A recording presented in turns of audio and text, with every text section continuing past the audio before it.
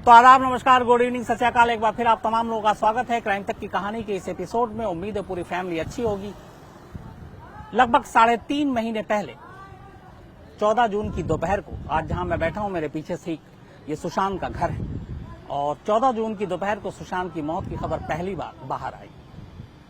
इसके बाद इन 3.5 महीनों में इस कहानी ने क्या क्या करवट ली। नेपोटिज्म यानी भाई भतीजावाद, फिर ड्रग्स आया, फिर पैसे आए, फिर 2 स्टेट की सरकार में लड़ाई हुई, 2 राज्यों की पुलिस में आपस में ठनी, 3 एजेंसियां मुंबई आई, सुप्रीम कोर्ट को दखल देना पड़ा।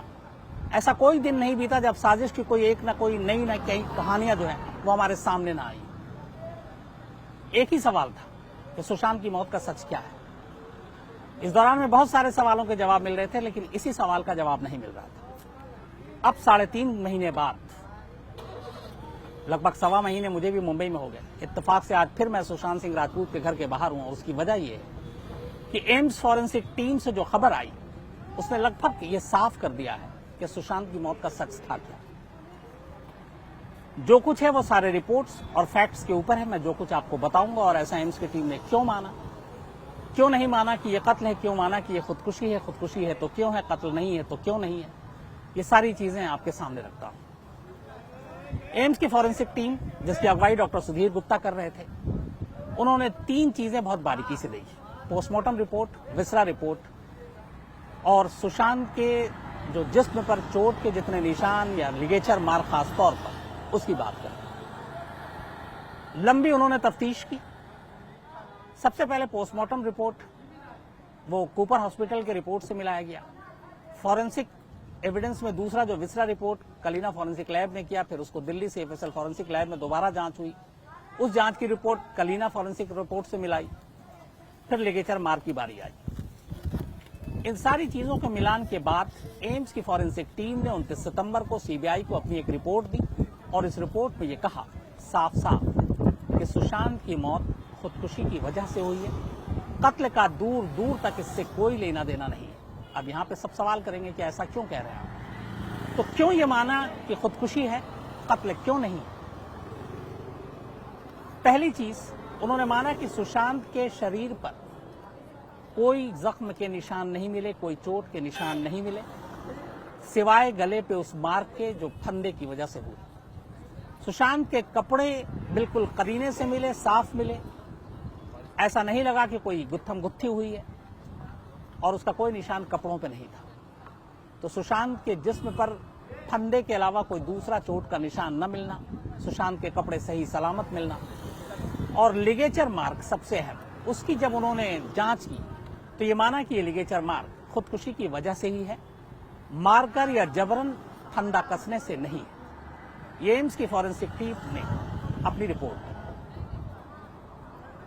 जो पोस्टमार्टम रिपोर्ट थी, उस रिपोर्ट में टाइम और डेट को लेकर जो चीजें थी, उसके बारे में जो मुंबई फॉरेंसिक टीम ने आकर पूछताछ की तो पता चला कि मुंबई और महाराष्ट्र में एक कस्टम है, एक परंपरा है कि आमतौर पर जब पोस्टमार्टम होता है तो वो सिर्फ इस केस में नहीं, ऐसे सैकड़ों केस है जो उन्होंने उठाया सडनली, जिसमें मौत का वक्त और सही वक्त वो लिखते ही नहीं, वो कॉलम ही छोड़ देते हैं। तो सुशांत केस के अलावा ऐसे हाल फिलहाल में पिछले 1 साल में जितने पोस्टमार्टम रिपोर्ट बने, उनको जब एक एक कर देखा गया तो उसमें देखा गया कि वाकई उसमें टाइम मिसिंग। तो एक उनका वो था, हालांकि ये गलत परंपरा है, लिखना चाहिए। लेकिन जो बाकी की पोस्टमार्टम रिपोर्ट थी, उसका जब अध्ययन किया तो एम्स के डॉक्टरों ने माना कि इस पोस्टमार्टम रिपोर्ट में जो भी रिपोर्ट दी गई है वो पूरी तरह से सही है। एक केस में जो जो सवाल उनको चाहिए तो उसके उनके जवाब मिले। जो विसरा रिपोर्ट की जांच हुई, उस जांच में भी कोई पॉइजन नहीं मिला, और जो कलीना में जांच हुई थी वही जांच रिपोर्ट सीबीआई की अपनी लैब में सामने आई। इन चीजों को सामने रखते हुए एम्स की टीम ने अपनी ये रिपोर्ट दी, और डॉक्टर सुधीर गुप्ता ने पहली बार रिकॉर्ड पर कहा कि उनकी पूरी जांच ये बताती है कि सुशांत की मौत खुदकुशी की वजह से हुई, कत्ल का दूर दूर तक कोई लेना देना नहीं है। और उन्होंने अपनी ये रिपोर्ट सीबीआई को दे दी, और सीबीआई ने जो अपनी सीन रिक्रिएट और बाकी जो गवाहों से 20 से ज्यादा लोगों से पूछताछ की, उसके बाद मामला ये उधर ही चला गया। अब सीबीआई ने कहा है कि हाँ, ये रिपोर्ट मिली है, और एम्स के डॉक्टरों ने फॉरेंसिक एविडेंस को सामने रखते हुए ये कह दिया है कि ये मामला सुसाइड का है, मर्डर का नहीं है। लेकिन सीबीआई ने कहा कि हम अब भी इसको सुसाइड के एंगल से मामले की तफ्तीश कर रहे हैं। इस वक्त अबेटमेंट ऑफ सुसाइड भी देखेंगे, यानी खुदकुशी के लिए उकसाने की कितनी जिम्मेदार है रिया चक्रवर्ती। अगर वो केस बनता तो वो भी बनेगा, अगर वो नहीं बना तो ये केस एक सुसाइड के मोड़ पर जाकर खत्म होगा, क्लोजिंग रिपोर्ट दाखिल होगी। हालांकि इसके साथ ही सीबीआई ने यह कहा है कि आने वाले वक्त में अगर कभी किसी मौके पर उन्हें कोई ऐसा सुराग, ऐसा सबूत मिलता है, कोई ऐसा चश्मदीद मिलता है जिससे लगता है कि ये केस खुदकुशी नहीं है, तो फिर वो उस तरफ भी मामले की जांच कर सकते हैं। यानी अगर उन्हें लगता है ये कत्ल है तो आगे चलकर 302 बनाया जा सकता है। ये हमेशा याद रखिए कि किसी एक क्राइम के केस में जब तक इन्वेस्टिगेशन जारी है, बल्कि कई बार तो क्लोजर रिपोर्ट देने के बाद भी कई ऐसे सुराग मिलते हैं जिससे केस बदल जाता है और फिर ये लगता है कि नहीं ये तो ये है, तो उसके बाद फिर उस मामले की दोबारा तफ्तीश भी होती है या फिर उसमें नए धाराएं जोड़े जा सकती हैं। लेकिन सीबीआई का कहना है कि इस वक्त तक लगभग 40 दिनों तक उन्होंने जो अपनी पूरी जांच की उसमें कत्ल का एक भी सुराग नहीं मिला, कत्ल का एक भी सबूत नहीं मिला। जो सारे सीन रिक्रिएट किए, जो फॉरेंसिक एविडेंस लिए, जितने बयान लिए, चाहे वो सुशांत के घर के लोगों के हों, चाहे डॉक्टरों के हों, चाहे पोस्टमार्टम करने वाले, चाहे बिसरा की जांच करने वाले के हों, तो यहां पे कहीं पे अब तक उनको कोई सबूत नहीं मिला है। और यही वजह है कि सीबीआई भी अभी तक यही मानकर चल रही है कि मामला खुदकुशी का है। इस पूरे मामले में फॉरेंसिक सबसे अहम होता है और इसी के ऊपर यह केस आकर रुका हुआ था। अब एम्स की टीम के बाद कम से कम इस सवाल के जवाब एक तरह से तो मिले हैं कि यह मामला खुदकुशी का है और बहुत मुमकिन है कि सीबीआई जो है अब इस बारे में जल्द ही अपनी फाइनल रिपोर्ट दे। अगर उन्हें लगता है कि कुछ ऐसे इसमें चीजें रह गई हैं जो वो पता कर सकते हैं, उसके बाद इस केस को क्लोज करें या जहां तक ले जाएं, वो उनके ऊपर है। लेकिन दोनों तरफ से बात हुई, जो एम्स के टीम है उन्होंने और जो सीबीआई के ऑफिशियल्स हैं उन्होंने भी कहा है कि यह मामला अभी तक मर्डर की तरफ कहीं नहीं जा रहा है, सुसाइड।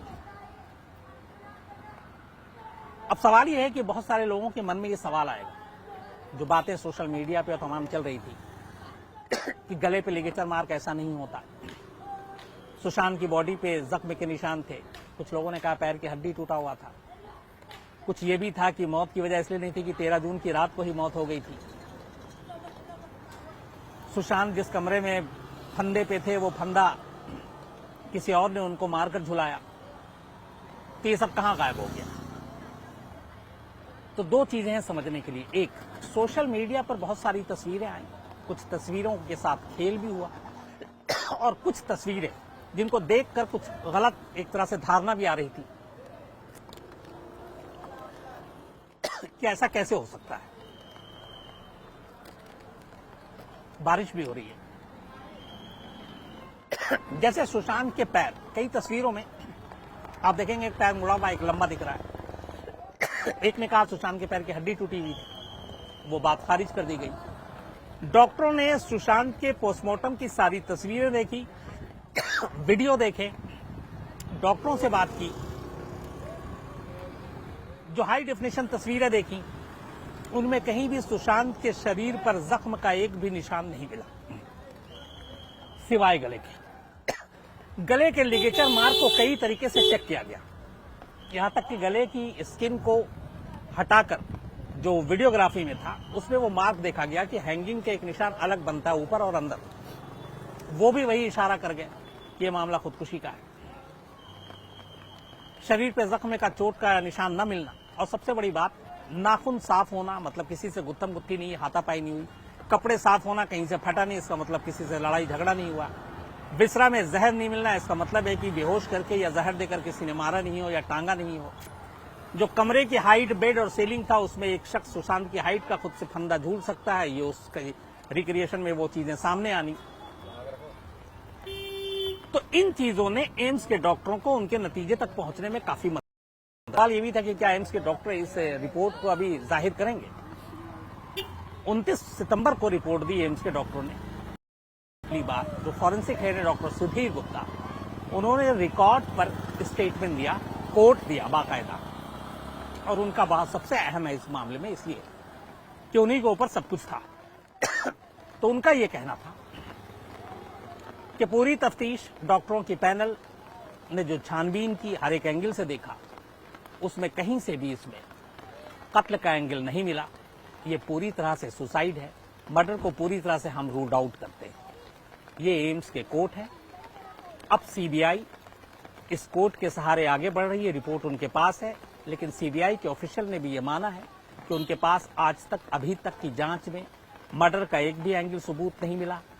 जितने बयान हुए उनमें से भी कोई नहीं मिला। जितने विटनेस थे उन सब के भी लोकेशन से लेके फोन कॉल डिटेल सब देखा गया, वो भी नहीं मिला। सीबीआई के पास सुशांत के घर के 13 और 14 के सीसीटीवी फुटेज है, उसमें भी ऐसी कोई चीज नहीं मिली।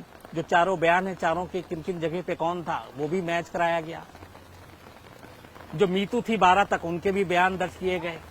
तो इन सारी चीजों के और इसके अलावा जो सबसे बड़ी बात है सीबीआई की कि जितने भी डॉक्टर जो सुशांत का इलाज कर रहे थे उनके बयान लिए गए। उन्होंने जिस तरीके से सुशांत की डिप्रेशन और बीमारी की बात की, स्टेटमेंट लिए, उससे भी उसको जोड़ा गया। तो ये सारी चीजें फिर आगे लेकर सीबीआई अभी मान रही है कि चूंकि उनके पास कत्ल का कोई सुराग नहीं मिला है तो ये खुदकुशी है। लेकिन अब सीबीआई का काम ये है, एम्स ने तो अपनी रिपोर्ट दे दी कि अगर सुशांत की ये खुदकुशी है तो क्यों, इसकी वजह क्या है और क्या इस खुदकुशी के लिए कोई जिम्मेदार है तो वो कौन है? क्या वो रिया है? क्या फिर अबेटमेंट ऑफ सुसाइड में सीबीआई उसको गिरफ्तार करेगी? ये सारी चीजें अब आने वाले दिनों में अब सीबीआई खुलासा करेगी। एम्स ने अपना काम कर दिया है। बारिश तेज है, इसलिए मुझे लगता है पूरी आपको बात बता चुका। तो सुशांत के घर के बाहर से आज इतना ही। मंडे को आपसे मुलाकात होगी क्योंकि कल संडे है। तब तक अपना ख्याल रखिए। Thank you very much.